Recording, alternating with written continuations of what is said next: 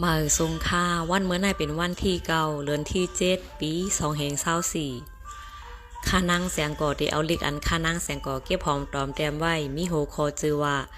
หอเจ้าฟ้าเมืองปอนในเสมาลูอ่านปันคาอ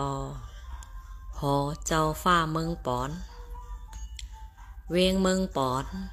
มีอยู่ที่เนยจึงใต้เจตอนลอยแหลม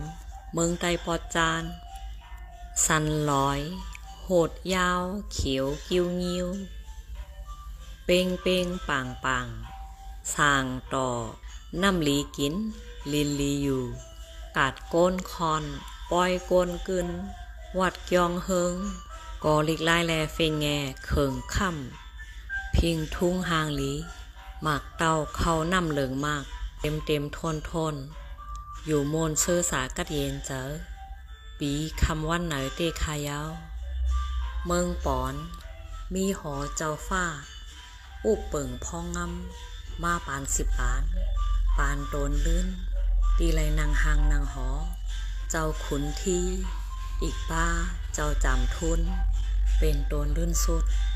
ปื้นแก็บเจ้าจำทุนเจ้าฟ้าเมืองปอน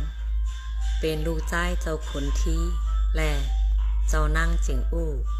ปีเกิดวันที่31เดือนที่5ปีเหงเก่าปาก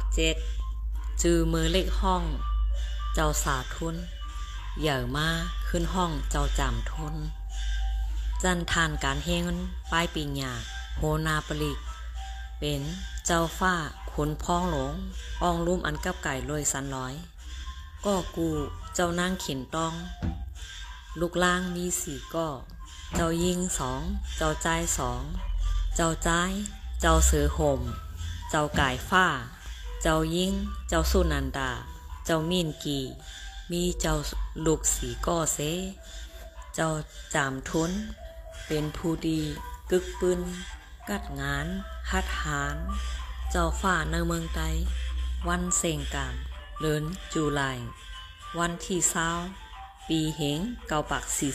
47เมื่ออายุเจ้าไล40นั่นค่ะอ้อหอหลงเจ้าฟ้าเมืองปอนอายุยาวยืนเก่าแก่มองหนายาวแล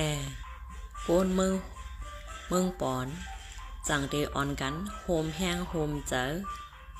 เฮ็ดสร้างคึงหางโม่นแม่